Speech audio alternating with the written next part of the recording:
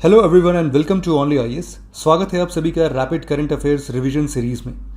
ये एक ऐसा इनिशिएटिव है जिसके अंदर हम लोग prelims oriented important current affairs को बहुत स्पीड में रिवाइज करेंगे। अगर आपको लगता है कि इस टॉपिक से कोई भी इंपॉर्टेंट करंट अफेयर्स का टॉपिक छूट गया है तो आप कमेंट सेक्शन में हमें ज़रूर से बताएं, जिससे कि बाकी स्टूडेंट भी उन टॉपिक्स को पढ़ के एग्जामिनेशन हॉल में बैठे। तो चलिए डिस्कशन स्टार्ट करते हैं।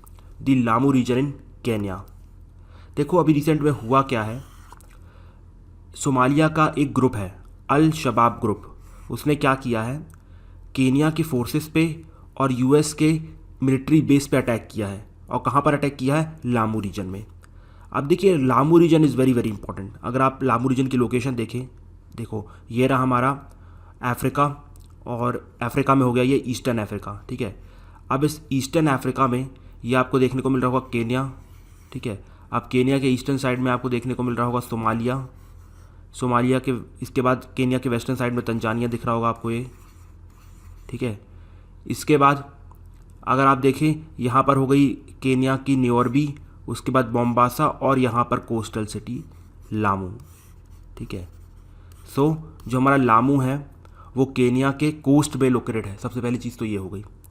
इसके बाद दूसरी इंपॉर्टेंट चीज़ यहाँ पर, ये इंपॉर्टेंट क्यों है? देखिए ये इंपॉर्टेंट इसलिए है जस्ट बिकॉज यहाँ पर पिछले 700 सालों से ह्यूमन की कंटिन्यूसली ऑक्यूपेशन देखी गई है। इसका मतलब ये है कि ये बहुत ही पुराना टाउन है, पहली चीज़। दूसरी इंपॉर्टेंट चीज़, अगर लगातार 700 साल से ह्यूमन यहाँ पर रह रहे हैं तो यहाँ पर बहुत सारी चीज़ को प्रिजर्व करके रखा गया है। तो ये भी अपने आप में एक इम्पॉर्टेंट चीज़ है इतिहास को समझने के लिए, ठीक है। और अगर आप लामू रीजन की बात करें तो लामू रीजन पूरे तरीके से कोरल स्टोन्स और मैंग्रोव टिम्बर्स के ऊपर बना हुआ है। तो इसकी अपनी एक जोग्राफिकल लोकेशन भी है, जोग्राफिकल इंपॉर्टेंस भी है, जोग्राफिकल सिग्निफिकेंस है। साथ ही साथ यहाँ पर देखो अब ह्यूमन रह रहे हैं तो सिंपल सी बात है कुछ ना कुछ स्ट्रक्चरल फॉर्म तो बनाएंगे। तो ह्यूमन ने अपनी तरफ से बहुत सारे स्ट्रक्चरल फॉर्म्स बनाए हैं। जैसे एग्जाम्पल के तौर पे कोर्टयार्ड्स बनाए हैं, वेरांडास बनाए हैं, ठीक है। और उनके ऊपर बहुत ही सुंदर वुडन कार्विंग की गई है। ये देखिए ये एक लामू की वुडन कार्विंग है, बहुत ही सुंदर वुडन कार्विंग है, इससे अच्छी भी आपको देखने को मिल सकती है, ठीक है। इसके साथ ही साथ अगर आप 19वीं सेंचुरी से देखें तो यहाँ पर बहुत सारे मुस्लिम रिलीजियस फेस्टिवल्स बनाए गए। अब जिसके चलते हुए ये जो हमारा लामू रीजन है ये इस्लामिक स्टडी सेंटर बन चुका है, बहुत ही इंपॉर्टेंट इस्लामिक स्टडी सेंटर है। इसके साथ ही साथ यहाँ पर जो सवाइल कल्चर होता है उसकी शिक्षा भी दी जाती है। और अंत में it as a UNESCO world heritage site, ठीक है। तो आई होप आपको लामू रीजन इन केन्या समझ में आ चुका है। लोकेशन ध्यान रखना, केन्या के बिल्कुल कोस्टल पार्ट में, Kenya itself comes in the eastern Africa, ठीक है। तो ये हो गया हमारा। उसके बाद अगला आर्टिकल हमारे सामने आता है अबाउट द मीकोंग रिवर। तो देखो अभी भी रिसेंट में एक स्टडी हुई है, ठीक है। स्टडी को किसने कंडक्ट किया है? Sustainable infrastructure partnership which is a Bangkok based institute, और दूसरा lower Mekong initiative which is a initiative of US. तो सस्टेनेबल इंफ्रास्ट्रक्चर पार्टनरशिप और लोअर मेकोंग इनिशिएटिव, इन दोनों ने मिलकर एक स्टडी कंडक्ट की कि क्या जो चाइना यूनान प्रोविंस में डैम्स बना रहा है उसका इम्पैक्ट मेकोंग रिवर में पड़ रहा है कि नहीं पड़ रहा है, ठीक है। तो अब यहाँ पर ये पता चला है कि जो चाइना ने डैम्स बनाए ना उसकी वजह से एक बहुत ही हैवी इम्पैक्ट देखने को मिल रहा है। और इम्पैक्ट क्या है कि जो चाइना का यूनान प्रोविंस है, देखो ये रहा, ये देखो ये रहा हमारी मेकोंग रिवर, और ये जो रीजन है ये देखो ये तो तिब्बत हो जाएगा, ठीक है, बिकॉज यहाँ से ओरिजिन है। इसके बाद जो ये जो रीजन है, ठीक है, ये रीजन दिस इज चाइनास यूनान प्रोविंस, ठीक है। अब चाइना के यूनान प्रोविंस में ये देखने को मिला कि वहाँ पर अबव एवरेज रेनफॉल होने लगी है, वेयर एज जो मेकोंग रिवर है वो धीरे धीरे लोअर लेवल में सूखना चालू हो गई है। और इसको प्रूव करने के लिए उन्होंने अपनी तरफ से क्या किया है, सैटेलाइट का डेटा भी रिलीज़ किया है 1992 से लेके 2019 तक। तो ये रिपोर्ट इतनी भी बेकार नहीं मानी जा सकती है, ठीक है। अब देखो लेकिन चाइना ने अपनी तरफ से बोला है कि भाई ऐसी बात नहीं है, हम तो सिर्फ run of the river project बना रहे हैं जिसमें हम पावर को सिर्फ और सिर्फ वाटर को पावर जनरेशन के लिए स्टोर करके रखते हैं। देखो इनके आर्गूमेंट का मतलब क्या है, देखो run of the river project क्या होता है। मान लो ये रिवर जा रही है, ठीक है। अब यहाँ पर मान लो चाइना जो है वो अपर स्टेट है और यहाँ पर हमारा हो गया मान लो इंडिया हो गया, ठीक है। और ये लोअर रिपेरियन है और ये अपर रिपेरियन स्टेट है।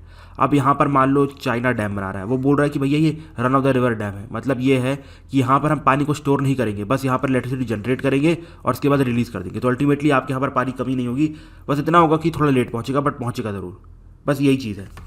ठीक है, लेकिन बट फिर भी भाई ये तो आपके प्रोजेक्ट्स तो यही दिखा रहे हैं कि यहाँ पर थोड़े बहुत चेंजेस इंप्लीमेंट हो रहे हैं। तो अब देखते हैं इसके ऊपर आगे और क्या डिबेट होगी। बट डिबेट हो या ना हो, इंडिया में थोड़ा सा डर चालू हो गया है कि जो भाई हमारा चाइना है वो ब्रह्मपुत्र रिवर पे भी कुछ ऐसे डैम्स बना रहा है अपने साइड पे, तो हो सकता है उसका इम्पैक्ट इंडिया और बांग्लादेश में देखने को मिल जाए। ठीक है, तो ये कंसर्न की बात है। तो I think you are clear with the issue. तो अब यहाँ पर जो मेकॉन्ग रिवर है वो थोड़ी सी इंपॉर्टेंट है। तो गाइस अब आ जाते हैं हम अपनी मेकॉन्ग रिवर पे। तो देखो जो मेकॉन्ग रिवर है इसका ओरिजिन कहाँ होता है, तिब्बतन प्लेटू में होता है। ठीक है, अब तिब्बतन प्लेटू के बाद ये जाती है चाइना के यूनान प्रोविंस में, यूनान प्रोविंस के बाद ये पहुंचती है थाईलैंड, थाईलैंड के बाद ये पहुंचती है लाओस, लाओस के बाद ये पहुंचती है कंबोडिया, कंबोडिया के बाद आखिरी में वियतनाम, और इसके बाद अपना जो भी है वाटर एम्प्टी कर देती है। अब देखो यहाँ पर इंपॉर्टेंट चीज़ ये आती है कि ये जो मेकॉन्ग रिवर है वो थाईलैंड और लाओस के बीच में एक नेचुरल बाउंड्री क्रिएट करता है। ठीक है, तो ये यहाँ पर सबसे इंपॉर्टेंट चीज़ है, क्वेश्चन सीधे आ सकता है कि Mekong river creates natural boundary between which two nations, तो that is Laos and Thailand. ठीक है, लेकिन अगर मैं बात करूँ मेकॉन्ग रिवर की, तो जो हमारी मेकॉन्ग रिवर है वो नेविगेट करना बड़ा मुश्किल है। क्यों? बिकॉज यहाँ पर लगातार सीजनल वेरिएशंस आते रहते हैं, आप सभी जानते हैं। थोड़ा हमारा प्योर एशियन क्लाइमेट है, जिसकी वजह से यहाँ पर पानी कभी भी बढ़ता है और पानी कभी भी घट जाता है। तो सबसे पहली चीज़ तो ये आ गई। इसके बाद दूसरी इंपॉर्टेंट चीज़ ये है कि इस रिवर में बहुत सारे वाटरफॉल्स प्रेजेंट हैं, जिसकी वजह से आप इसको नेविगेट कर ही नहीं सकते हैं। बट फिर भी वेस्टर्न चाइना और साउथ ईस्ट एशिया इसको कई दशकों से नेविगेट करते आ रहे हैं। ठीक है, उनकी खुद की कुछ ट्रिक्स हैं जिसकी वजह से ये नेविगेट कर पा रहे हैं। अब देखिए मेकॉन्ग रिवर को मैनेज करने के लिए एक कमीशन बनाया गया, that is Mekong river commission. ठीक है, और याद रखिएगा ये एक इंटर गवर्नमेंटल ऑर्गेनाइजेशन है जहाँ पर government of Cambodia, government of Laos, Thailand, Vietnam, ये चारों कंट्रीज़ एक साथ आती हैं और ये डिसाइड करती हैं किस तरीके से हम मेकॉन्ग रिवर का जो वाटर है उसको शेयर करने वाले हैं।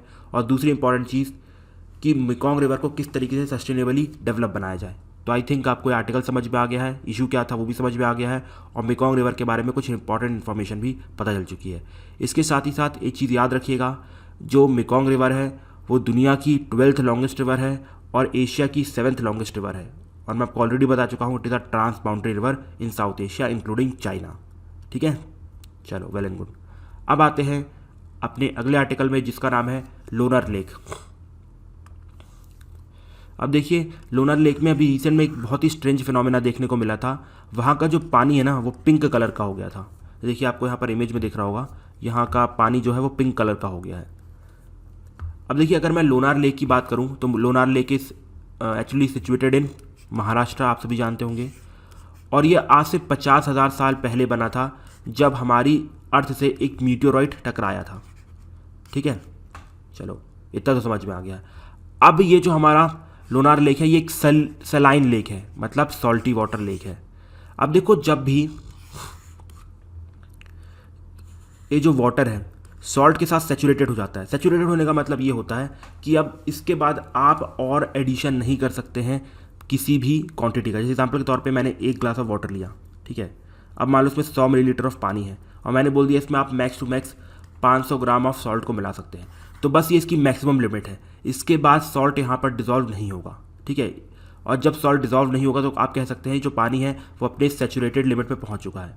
उसी प्रकार से जब लेक होता है वो सॉल्ट के साथ सेचुरेटेड हो जाता है, मतलब और डिज़ोल्व नहीं हो पाता है सॉल्ट, तो उस टाइम पे यहाँ पर कुछ माइक्रोब्स पैदा होते हैं। जैसे एग्जाम्पल के तौर पे हेलो आर्किया माइक्रोब्स, और यही माइक्रोब्स अपने आप में पिंक पिगमेंट को रिलीज़ करते हैं। अब सिंपल सी बात है, लोनार लेक का जो है वो सॉल्ट सेचुरेटेड हो चुका होगा वाटर के साथ, जिसकी वजह से यहाँ पर ये जो हमारे सॉल्ट लविंग माइक्रोब्स थे हेलो आर्किया, इनकी जो क्वांटिटी थी बढ़ गई थी, जिसकी वजह से पिंक पिगमेंट रिलीज़ करना इन्होंने चालू कर दिया। ठीक है, तो यही रीज़न था कि हमारा जो लोनार लेक था वो पिंक हो गया था। तो कोई कुदरती फिनोमेना था ये हमारी तरफ से।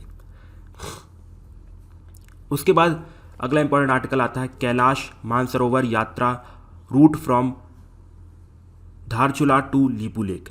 अब देखिए अगर आपने कभी कैलाश मानसरोवर की यात्रा की हो, नहीं की हो तो कोई बात नहीं, मैं अपनी तरफ से कुछ बताता हूँ। वैसे मैंने भी नहीं की है, मेरे कुछ रिलेटिव्स ने की है, ठीक है।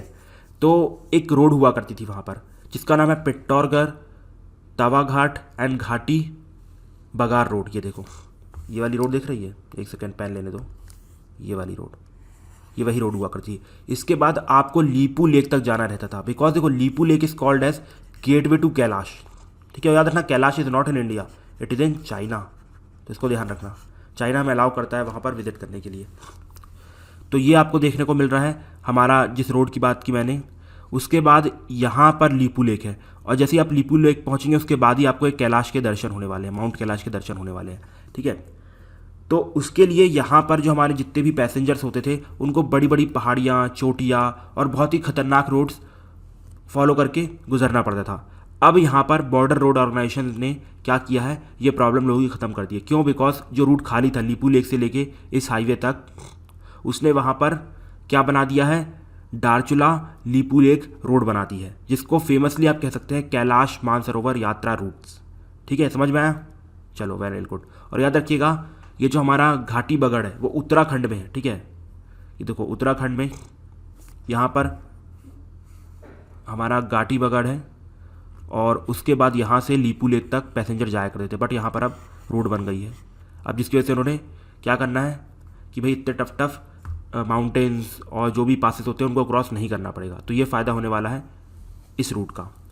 ओके, चलो अब थोड़ी बहुत चीज़ें जान लेते हैं माउंट कैलाश मानसरोवर के बारे में। देखो, सबसे पहली बात मैं आपको ऑलरेडी बता चुका हूँ, जो हमारा मानसरोवर है that is located in China. Okay, चलो इसके बाद इसे कहा जाता है, ये भैया हमारे लॉर्ड शिवा का निवास स्थल है। उसके बाद एक और इम्पॉर्टेंट चीज़, और ये सबसे इम्पॉर्टेंट है, जो कैलाश मानसरोवर है वो सिर्फ और सिर्फ हिंदू के लिए एक स्पिरिचुअल पिलग्रिमेज नहीं है, ये इवन बुद्धिस्ट एंड जैनास के लिए भी स्पिरिचुअल पिलग्रिमेज है। इसके साथ ही साथ अब एक और यहाँ पर आपको फंसाने का क्वेश्चन आता है कि इस यात्रा को मिनिस्ट्री ऑफ कल्चर ऑर्गेनाइज करवाती है। नहीं नहीं नहीं नहीं, बिल्कुल भी नहीं। इस यात्रा को ministry of external affairs organise करवाती है, ठीक है। तो ये हो गया हमारा मानसरोवर यात्रा। उसके बाद अगला आर्टिकल आता है रिवर नाइला के बारे में। It is not river Nile, it is river Naila, ठीक है। अब देखिए, आप सभी जानते हैं अभी वेबिनार सेशन ऑर्गेनाइज हुआ था, किसका? देखो अपना देश वेबिनार, ठीक है। इसका जो 17 सेशन था उसका अपने आप में खुद ही एक टाइटल था, एक्सप्लोरिंग द रिवर नाइला, जिसकी वजह से नाइला रिवर न्यूज़ में बहुत ज़्यादा आ गई। अब देखिए, नाइला रिवर को ही हम भरतपुजा रिवर कहते हैं। भरतपुजा मतलब द रिवर ऑफ भारत। ये देखो भरतपुजा रिवर आपको देखने को मिल रही होगी यहाँ पर, ये रही भरतपुजा रिवर, ठीक है। अब जो भरतपुजा रिवर है वो तमिलनाडु के अन्नामलाई हिल से निकलती है। ये देखो, ये रहा तमिलनाडु और ये रहा उसका अन्नामलाई हिल्स, और ये देखो यहाँ से भरतपुजा रिवर निकली हुई है, ठीक है। तो भरतपुजा रिवर यहाँ से निकलती है। इसके बाद ये अगर तमिलनाडु से निकल रही तो automatically it becomes N interstate river, ठीक है। इसके बाद सबसे इंपॉर्टेंट चीज़, ये जो भरतपुजा रिवर है या नाइला रिवर है, ये केरला की सेकेंड लॉन्गेस्ट रिवर है। So my question is which is the longest river of Kerala? Very good, that is the Periyar river, ठीक है। और याद रखिएगा it also crosses the Palakkad gap. तो यहीं पर ये कुछ इंपॉर्टेंट बातें होगी रिवर नाइला के बारे में। इससे ज़्यादा कुछ भी याद मत करना, कुछ नहीं पूछने वाला यूपीएससी। मेनली इसका दूसरा नाम पूछ सकता है, दैट इज़ भरतपुजा। दूसरी इंपॉर्टेंट चीज़, इसका सोर्स क्या है?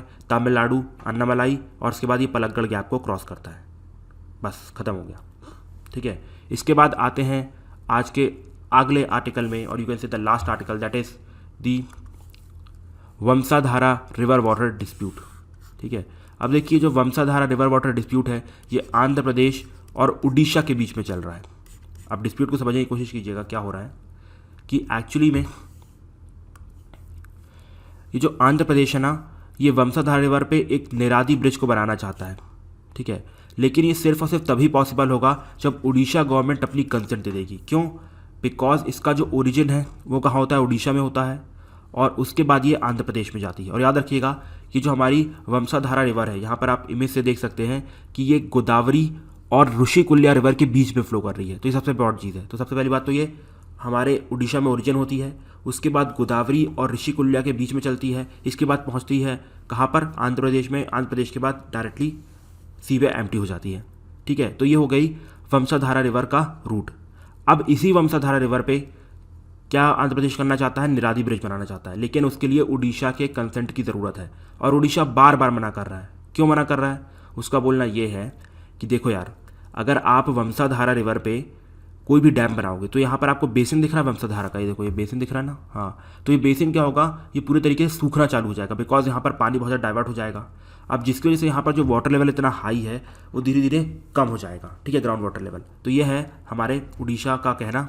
तो अब देखते हैं आगे क्या होने वाला है इस डिस्प्यूट को लेके। बट यहाँ पर हम जो इंटर वाटर डिस्प्यूट है उसको थोड़ा डिटेल में डिस्कस करते हैं।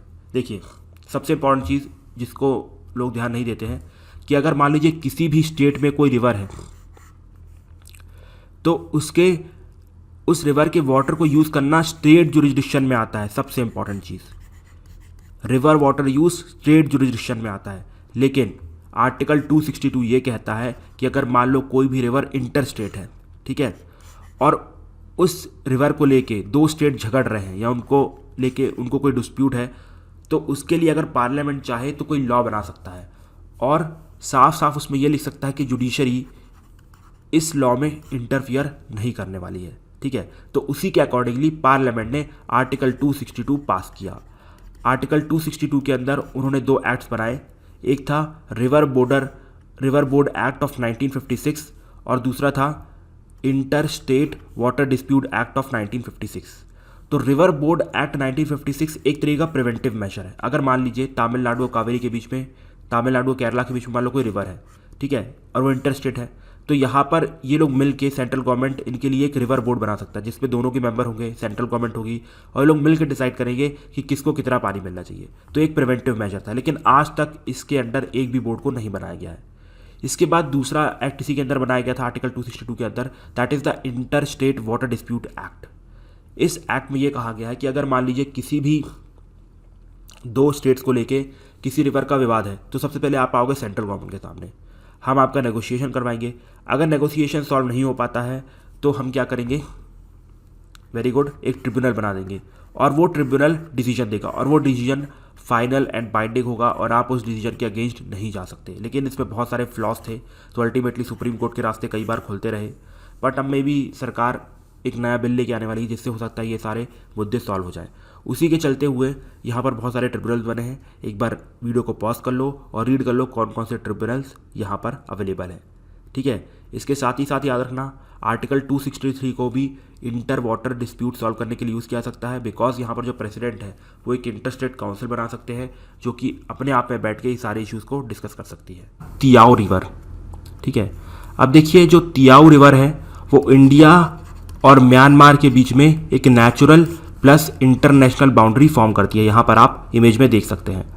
अब देखिए तियाओ रिवर कहाँ ओरिजिनेट करती है, मिजोरम के चंपाई डिस्ट्रिक्ट में, ठीक है, उसके बाद जाके वो तुईपुई रिवर से मर्ज हो जाती है। ठीक है, अब देखिए यहाँ पर इंडिया और म्यांमार ने दो चेक पोस्ट खोले हैं।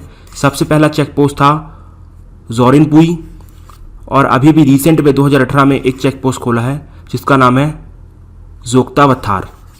अब देखिए चेक पोस्ट आप सभी जानते होंगे, ये मतलब स्मूथ मूवमेंट अलाउ करता है और कार्गो मूवमेंट अलाउ करता है between the two countries. Like हमारे सामने वाघा बॉर्डर है, तो आई थिंक अब आप चेक पोस्ट को इमेजिन कर सकते हैं। ओके, तो ये हो गया तियाओ रिवर। तियाओ रिवर के बाद अगला आर्टिकल हमारे सामने आता है अतिरापल्ली वाटरफॉल्स के बारे में। देखिए जो अतिरापल्ली वाटरफॉल्स है ये केरला के थ्रीसूर डिस्ट्रिक्ट में लोकेटेड है और किस रिवर के ऊपर, चलाकुदी रिवर के ऊपर। अब याद रखिएगा ये केरला का लार्जेस्ट वाटरफॉल है। इसके साथ ही साथ इसकी सुंदरता से इसे द नियाग्रा ऑफ इंडिया भी कहा जाता है। देखिए ये सुंदरता है हमारे अतिरापल्ली वाटरफॉल की, इसलिए इसे नियाग्रा ऑफ इंडिया भी कहा जाता है। अब यहाँ पर कुछ इश्यूज चल रहे हैं। इश्यूज क्या हैं कि जो केरला गवर्नमेंट है वो यहाँ पर एक हाइड्रो इलेक्ट्रिक पावर प्रोजेक्ट बनाना चाहता है, लेकिन उसकी प्रॉब्लम यह है कि यहाँ पर जो कडार ट्राइबल ग्रुप है उसकी डिस्प्लेसमेंट हो जाएगी, इसलिए ये लोग इस प्रोजेक्ट के खिलाफ प्रोटेस्ट कर रहे हैं। सबसे पहली इंपॉर्टेंट चीज़। दूसरी इंपॉर्टेंट चीज़ ये कि ये एक बहुत ही ज़्यादा इंपॉर्टेंट बायोडाइवर्सिटी रिच रीजन है। इसके साथ ही साथ this region Athirappilly waterfall region comes under ecologically sensitive zone 1, मतलब यहाँ पर एक्चुअली में कंस्ट्रक्शन तो होनी ही नहीं थी इतने हैवी प्रोजेक्ट की, बट फिर भी अगर आप देखेंगे केरला गवर्नमेंट ने अपनी तरफ से नोट दे दी है कि भैया हम तो यहाँ पर 163 megawatt of electricity project establish करने वाले हैं, जो करना है कर लो, बात खत्म। तो ये चल रहा है अतिरापल्ली वाटरफॉल्स में, ठीक है। चलो आई थिंक आपको डिस्प्यूट समझ में आ गया और अतिरापल्ली वाटरफॉल भी समझ में आ गया। इसके बाद देखिए यहाँ पर इंडिया के कुछ इंपॉर्टेंट वाटरफॉल हैं, इसको एक बार पॉज करके रीड कर लेना, हो सकता है एग्जाम में कहीं मैच द फॉलो। अगला आर्टिकल आता है रिगार्डिंग द रीयूनियन आइलैंड। उससे पहले आप यहाँ पर जो इंडियन ओशन में आइलैंड्स हैं उनकी लोकेशन देखो, बहुत इंपॉर्टेंट है, ठीक है। ये रहा हमारा अफ्रीका, ठीक है, आपको दिख रहा होगा, और ये रहा मेडागास्कर। अब देखो ये रहा मेडागास्कर, मेडागास्कर के वेस्टर्न साइड में हमारे सामने कोमोरोस और उसके नदर्न साइड पे है सेशल्स, लोकेशन ध्यान से देखना। उसके बाद ईस्टर्न साइड में आपको मिलेगा मॉरिशस और उसके कुछ आइलैंड्स। तो यहाँ पर ये चारों चीज़ों को याद रखना, और मॉरिशस और ये नीचे उसके मिलेगा रीयूनियन। याद रखिएगा reunion is not a part of Mauritius, ये फ्रेंच की एडमिनिस्ट्रेड टेरिटरी है, मतलब अभी तक फ्रेंच ने इसको आज़ाद नहीं किया है, अभी भी फ्रेंच इसके ऊपर अपना कब्जा मानता है, ठीक है। तो यहाँ पर इन चारों की लोकेशन याद रख लेना, हो सकता है कि यूपीएससी यहाँ से क्वेश्चन पूछेगा, ठीक है। तो अभी क्या हुआ है, जो फ्रांस का रीयूनियन टेरिटरी है वहाँ पर इंडिया और फ्रांस ने जॉइंट पेट्रोलिंग कंडक्ट की है, कच्छा तीवू आइलैंड। तो इसके बारे में तो आप लोगों ने काफ़ी सुना होगा, है ना। तो ये है पाक स्टेट, देखो ये रहा हमारा तमिलनाडु और ये रहा श्रीलंका, इसके बीच में आपको पाक स्टेट दिख रहा है। अब पाक स्टेट पे छोटा सा यहाँ आइलैंड दिखता है जिसको हम बोलते हैं कच्चा तीवू आइलैंड, ठीक है। अब देखिए इस कच्चा तीवू आइलैंड को श्रीलंका काफ़ी साल से क्लेम कर रहा था, तो 1974 में मैडम प्राइम मिनिस्टर ने बोला चलो ठीक है यार, क्लेम कर रहे हो ना, रख लो, कोई टेंशन नहीं है। लेकिन उस टाइम पे हमने ये बोला था कि हमें यहाँ पर फिशिंग के राइट्स बस दे देना, तो श्रीलंका मान गया था। लेकिन 2 साल बाद श्रीलंका खुद पलट गया, बोलता है कि नहीं यार हमें यहाँ पर पूरे राइट्स चाहिए, हमारे फार्मर्स बेचारे गरीब हैं, कुछ हो जाने दो उसका। तो उन्होंने यहाँ पर क्या बोला हमारी मैडम प्राइम मिनिस्टर ने कि चलो यार तुम फिशिंग राइट्स भी रख लो। तो अल्टीमेटली ना ही अब हमारे पास यहाँ पर फिशिंग राइट्स है और ना ही हमारे पास ये आइलैंड है कच्चा तीवू आइलैंड, ठीक है। और अब इसको लेके बड़ा डिस्प्यूट होना चालू हो गया है तमिलनाडु और श्रीलंका के बीच में।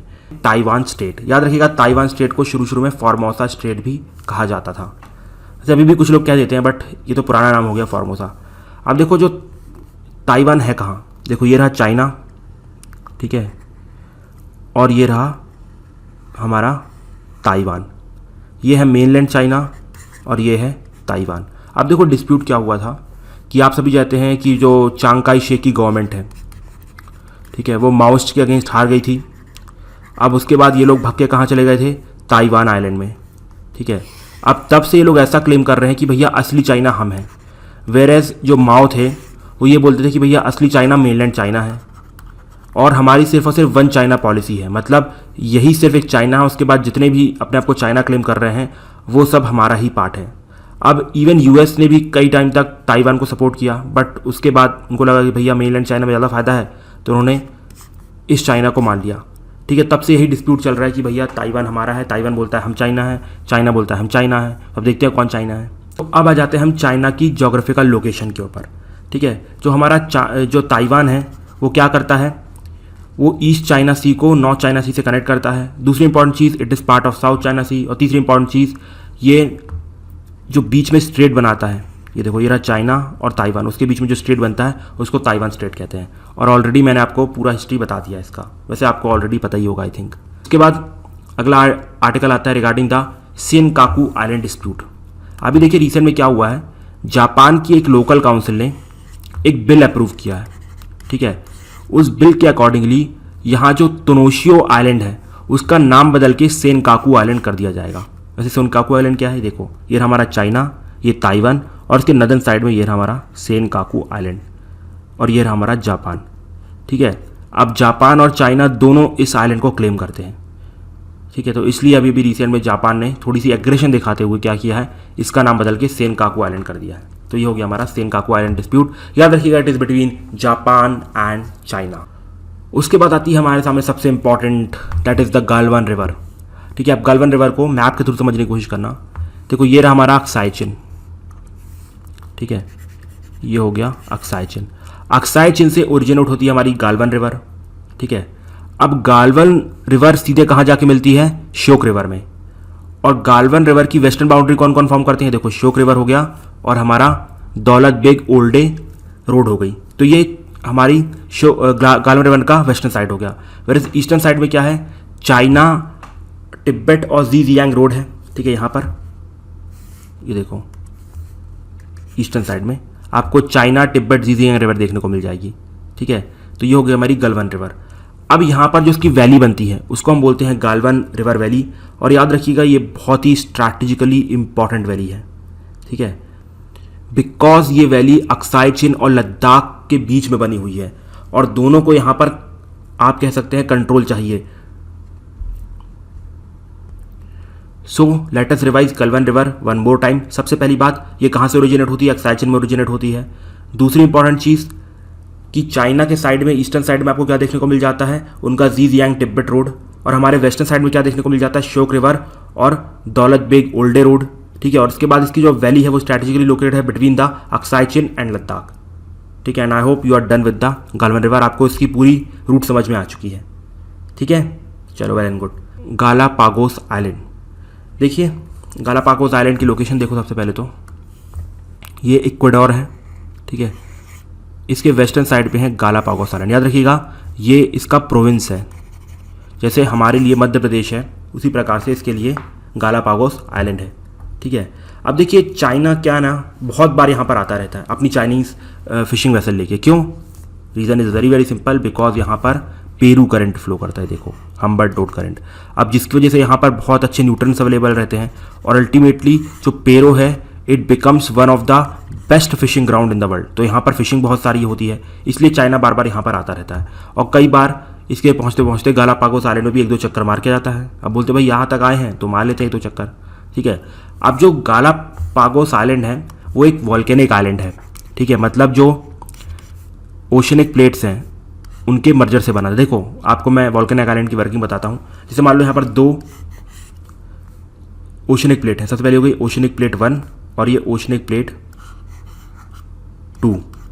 ठीक है, अब जैसे ये क्लोज आती है, ठीक है, तो क्या होगा? जो भी सबसे भारी प्लेट होगी वो नीचे चली जाएगी। इस तरह की कंडीशन बन जाएगी। देखो ये रहा, मान लो ये OC1 भारी प्लेट थी तो ये नीचे चली गई और OC2 ऊपर रह जाएगी। अब सिंपल सी बात है, यहाँ से मैग्मा निकलना चालू होगा तो मैग्मा पाइलअप होगा और ये बहुत बार होगा और अल्टीमेटली एक टाइम आएगा ये जो मैग्मा है बढ़ते बढ़ते हमारे ओशन से बाहर आ जाएगा और यहाँ पर जो आइलैंड बन जाएगा उसे वॉल्केनिक आइलैंड कहेंगे।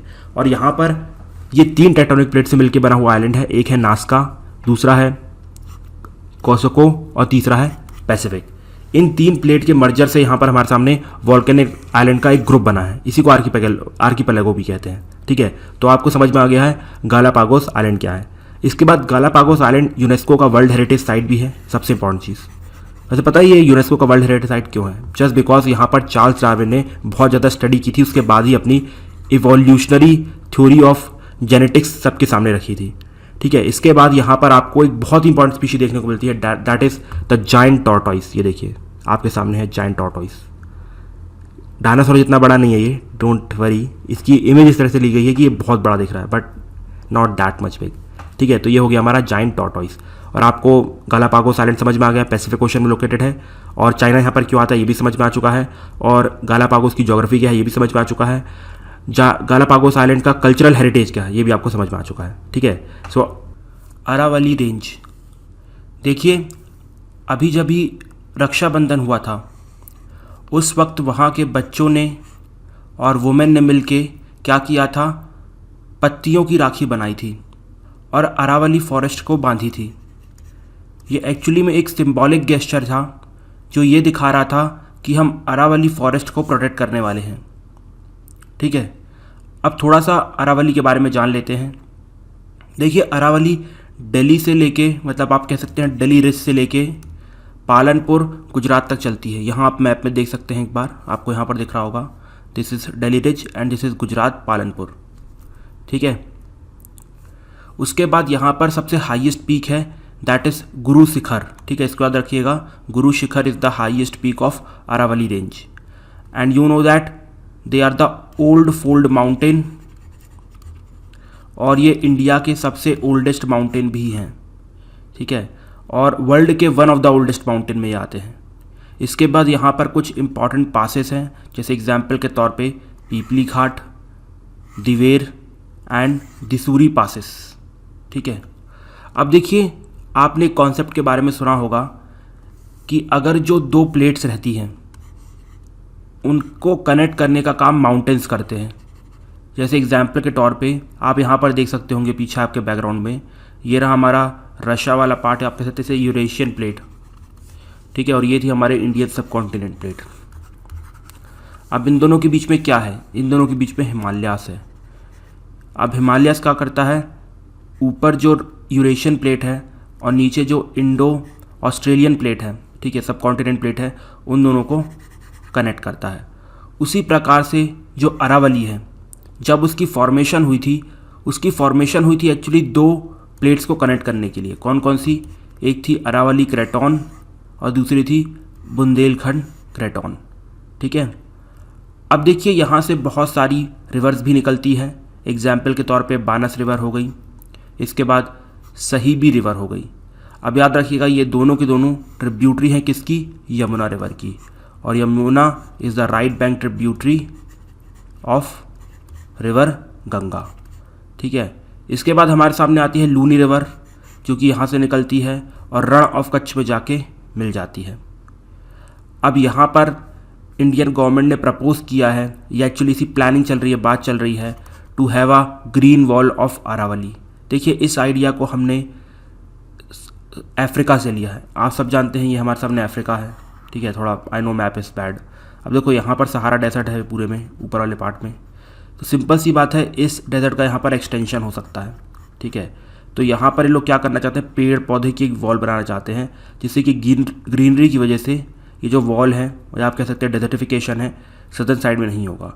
अब सेम चीज़ हमारे यहाँ इंडियंस करना चाहते हैं, मतलब प्रपोज चीज़ है ये। और ये चीज़ क्या है, ये देखो, ये थार डेजर्ट है, ये अरावली है। यहाँ पर हम क्या करेंगे, वेरी गुड, यहाँ पर हम फॉरेस्ट बना देंगे, जिससे कि इसका एक्सटेंशन ईस्टर्नवर्ड साइड नहीं होगा थार डेजर्ट का। ठीक है, तो ये थी हमारी अरावली रेंज। अरावली रेंज के बाद अगला आर्टिकल आता है regarding the India's longest river ropeway in Assam. देखिए अभी रिसेंट में इंडिया का सबसे बड़ा, या आप कह सकते हैं इंडिया का लॉन्गेस्ट रोपवे ब्रह्मपुत्र रिवर के ऊपर आसाम में इनॉग्रेट किया गया है। ठीक है, अब ये क्या करेगा, ये गुवाहाटी में कचारी घाट को डोल गोविंदा टेम्पल से कनेक्ट करेगा। ठीक है, इस तरीके का कुछ बहुत बड़ा डबल इलेक्ट्रीफाइड रोपवे बनाया गया है गुवाहाटी में, जिसका मेजर काम क्या है, कचारी घाट को डोल गोविंदा टेम्पल से कनेक्ट करना। अब सिंपल सी बात है भाई, रोपवे बना है तो टाइम तो रिड्यूस हो गई होगा, इसके साथ ही साथ लोग यहाँ पर घूमने भी आएंगे, तो अल्टीमेटली टूरिज़्म भी बढ़ेगा। तो यही पूरा फंडा है हमारे longest river ropeway in Assam का। और याद रखना, it is one of the most advanced ropeway, not just in India but in the whole world. ठीक है, जैसे यहाँ पर आपको ट्विन ट्रैक देखने को मिलेंगे जो मैंने आपको दिखाया, सिंगल हॉल है, bi cable double reversible jig jack है, ठीक है, जिग बैक एक्चुअली। तो ये सब चीज़ें आपको यहाँ पर देखने को मिल जाएंगी। उसके बाद देखो मैंने क्या बताया, ये ब्रह्मपुत्र रिवर के ऊपर लोकेटेड है, तो ब्रह्मपुत्र रिवर इंपॉर्टेंट हो जाती है, तो एक बार उसके बारे में जान लेते हैं। देखिए जो ब्रह्मपुत्र रिवर है वो एक्चुअली चेमयुंगडुंग ग्लेशियर से निकली हुई है। ये देखो ये तिब्बत है, तिब्बत में चेमयुंगडुंग ग्लेशियर है, वहाँ से निकली हुई है। इसके बाद तिब्बत में इसे सांगपो कहा जाता है। ठीक है, अब जैसे ही ये सांगपो से इंडिया में एंटर करती है, कहाँ पर एंटर करती है, अरुणाचल प्रदेश में, और अरुणाचल प्रदेश में इसे दिहांग या सियांग कहा जाता है। ये देखो ये कंप्लीट चाइना ख़त्म हुआ, फिर जैसे ही यहाँ पर एंटर हुई इसे दिहांग या फिर सियांग कहा जाता है। ठीक है, इसके बाद जब वो जो रिवर है वो सादिया प्लेन्स में एंटर करती है, कहाँ पर, सादिया प्लेन्स, आसाम में, वेरी गुड, तो वहाँ से उसे ब्रह्मपुत्र कहा जाने लगता है। इसके बाद आसाम के बाद कहाँ पहुँच जाती है वो, सीधे बांग्लादेश। ठीक है, बांग्लादेश में फिर अल्टीमेटली गंगा और ये और मेघना रिवर मिलके क्या बनाती है, यहाँ का इस रीजन का सबसे बड़ा डेल्टा। ठीक है, समझ में आया, चलो वेल एंड गुड। अब इसके बाद ट्रिब्यूटरीज एक बार देख लो, left bank tributaries Dihang river, Lohit river, Dhansiri river, Kolong river. इसके बाद right bank tributaries Kameng river, Manas river, Beki river, Raidak river, Jaldhaka, Teesta and Subansiri. ठीक है, तो आई होप आप इसकी ट्रिक्स बना के रखी होगी, तो एक बार उससे रिवाइज़ ज़रूर कर लेना। अगर ट्रिक्स नहीं बनाई तो रिवाइज़ कर लेना, बिकॉज ट्रिक्स से चीज़ें आसान हो जाती हैं। ठीक है, ओके, देखिए आप सभी जानते हैं कि रोहिंग्यास के ऊपर बहुत अत्याचार हुआ म्यांमार में, जिसकी वजह से वो लोग बांग्लादेश, इंडिया और डिफरेंट कंट्रीज़ भाग के गए। इंडिया ने तो उनको डिपोर्ट करने की बात कर दी है, बट बांग्लादेश ने एक प्रोजेक्ट लॉन्च किया उनके लिए 2015 में, जिसका नाम है आश्रयान प्रोजेक्ट। ठीक है, इस आश्रयान प्रोजेक्ट के अंदर बांग्लादेश क्या करने वाला है, कम से कम 1 लाख लोगों को, मतलब 1 लाख रोहिंग्यास को रीलोकेट करेगा भाषणचर आइलैंड में। ठीक है, बस यही पूरा कॉन्टेक्स्ट है। अब याद रखिएगा, भाषणचर आइलैंड को 4 पिया आइलैंड भी कहते हैं। ठीक है, अब देखिए ये जो आइलैंड है बड़ा रिसेंट में बना है। आप सभी जानते हैं ये जो हमारा बांग्लादेश है वहाँ पर एक्चुअली में तीनों रिवर अपना डेल्टा बनाती हैं, चाहे वो गंगा हो, ब्रह्मपुत्र हो, मेघना हो, जिसकी वजह से यहाँ पर बहुत सारी सिल्ट एक्यूमुलेट होना चालू हो जाती है। और 2006 में इतनी सिल्ट एक्यूमुलेट हो गई कि यहाँ पर एक नया आइलैंड क्रिएट हो गया, जिसको नाम दिया गया भाषणचर आइलैंड। ठीक है, क्लियर हो गया, चलो वेल एंड गुड। अब देखिए ये आइलैंड रिसेंट में क्रिएट हुआ है, तो सिंपल सी बात है, जब भी फ्लडिंग होती है, आप कह सकते हैं मानसून आता है, तो उस टाइम पे आप कह सकते हैं अप्रॉक्सीमेटली जून से लेकर सितंबर तक ये आइलैंड तो भाई पानी के नीचे समा जाता है। ठीक है, और यहाँ पर कोई फ्लड फेंस भी नहीं लगी है, मतलब इसको कब फ्लड को रोकने के लिए कोई फेंसिंग भी नहीं है। इसलिए यूएन की रेफ्यूजी एजेंसी ने इसे कहा है कि बहुत ही बड़ा लॉजिस्टिकली चैलेंजिंग टास्क है यहाँ पर रोहिंग्यास को शिफ्ट करना। अब इसके बाद अगर मान लो फ्लड आते हैं, उनकी डेथ हो जाती है, तो फिर एक और नया बवाल क्रिएट हो जाएगा। ठीक है, तो इसलिए यूएन रेफ्यूजी एजेंसी ने कहा है कि it is a logistically challenging task. ठीक है, चलो वेल एंड गुड। उसके बाद अगला आर्टिकल हमारे सामने आता है सी ऑफ गैलीली के बारे में। देखिए सी ऑफ गैलीली स्वेल कर रहा है, मतलब ये भी सूख रहा है, विच इज़ लोकेटेड इन इज़राइल। ठीक है, और ये रिपोर्ट एक्चुअली अभी कोई अच्छी ऑर्गेनाइजेशन ने नहीं दी है, ये एक्चुअली इज़राइल मीडिया की रिपोर्ट है, जिसकी वजह से ये आर्टिकल न्यूज़ में है।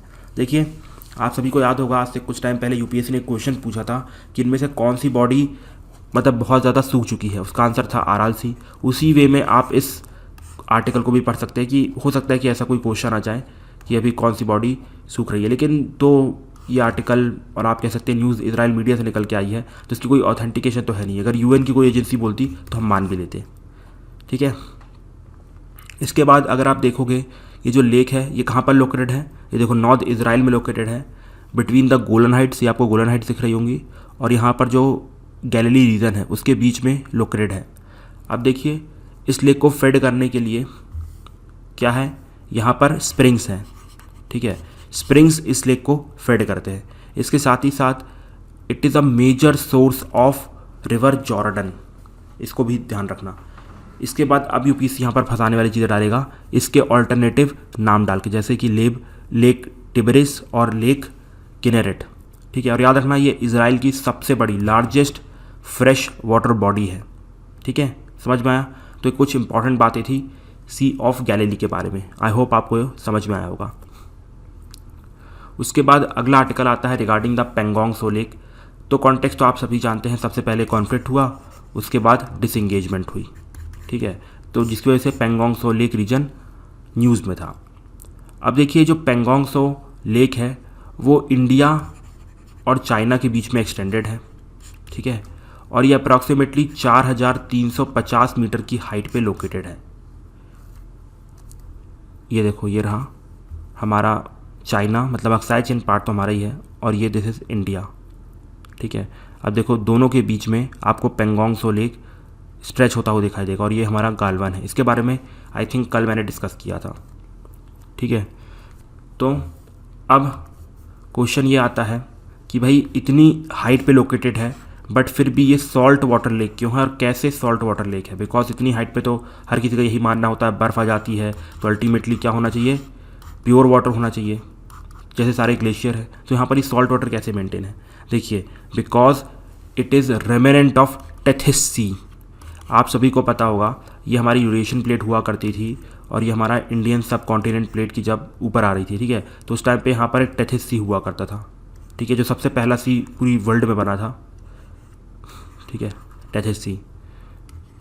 इसके बाद यहाँ पर जब ये कोलिजन हुआ तो कुछ पार्ट इसका रह गया था, और यही पार्ट एक्चुअली में क्या कहलाता है, पेंगोंग सो लेक। तो अब समझ में आया कि ऑलरेडी यहाँ पर सलाइन वाटर था टेथिस सी का, और यही आगे जाके पेंगोंग सो लेक बनता है।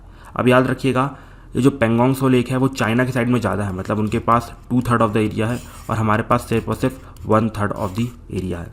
वैसे अगर आपको याद होगा एक अग्रीमेंट साइन हुआ था 1996 में between India and China. Agreement ये था, agreement on maintenance of peace and tranquillity along the LAC in India China border of 1996। यहाँ पर यह कहा गया था कोई भी कॉम्बैट एयरक्राफ्ट LAC के 10 किलोमीटर की रेंज में नहीं उड़ेगा। ठीक है, इस अग्रीमेंट को भी एक बार याद रख लेना। उसके बाद अगला आर्टिकल आता है रिगार्डिंग द पंबा या फिर पंपा रिवर। अब देखिए ये केरला की 3rd लॉन्गेस्ट रिवर है। सबसे पहली लॉन्गेस्ट रिवर पेरियार है और दूसरी है भरतपुजा। ठीक है, इसे रिवर नाइला या फिर रिवर ऑफ भारत भी कहा जाता है। ठीक है, अब इसी रिवर के बैंक्स में लोकेटेड है सबसे फेमस लॉर्ड अयप्पा का temple, that is the temple of Sabarimala. इसके साथ ही साथ इस रिवर को दक्षिण भागीरथी भी कहा जाता है और साथ ही साथ रिवर बारिश भी कहा जाता है। ठीक है, तो ये हो गया रिगार्डिंग द पंपा रिवर। अब पंपा रिवर के बाद अगला आर्टिकल आता है, कुछ एक्चुअली मिसलेनियस आर्टिकल्स आते हैं जो कि बहुत इंपॉर्टेंट है, लेकिन याद रखिएगा यहाँ पर जितने भी मिसलेनियस आर्टिकल्स हैं उनको सिर्फ आपको एक एक लाइन में याद रखना है, उनके बारे में कोई भी डिटेलिंग याद मत रखिएगा।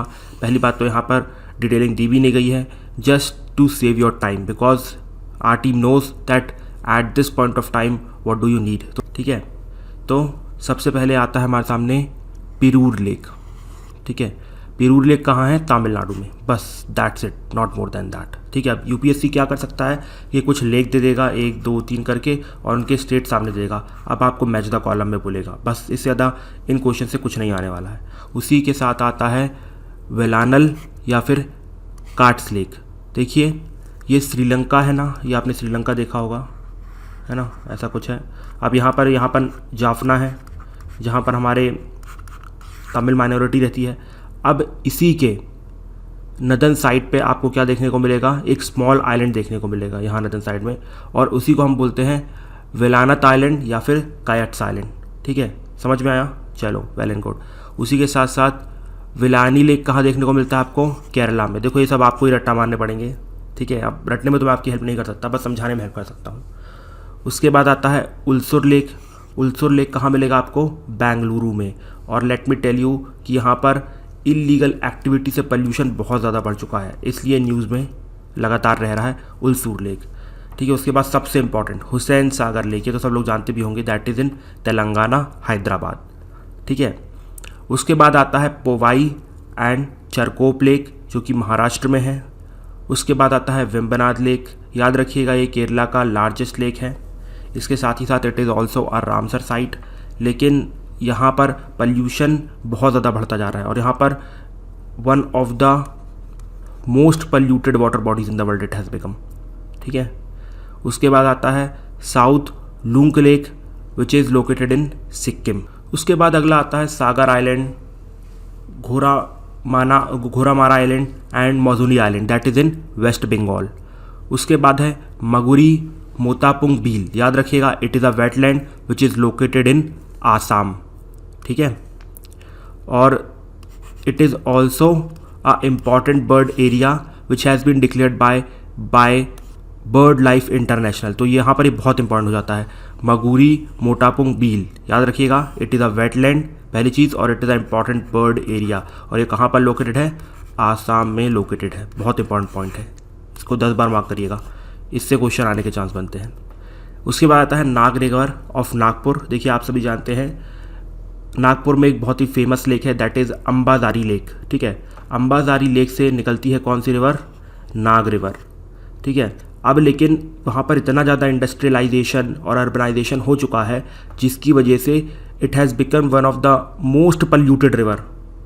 ठीक है, तो that's why that river is in news. याद रखिएगा Nag river originate from Ambazari lake and that is located in Nagpur. बस इतना ही।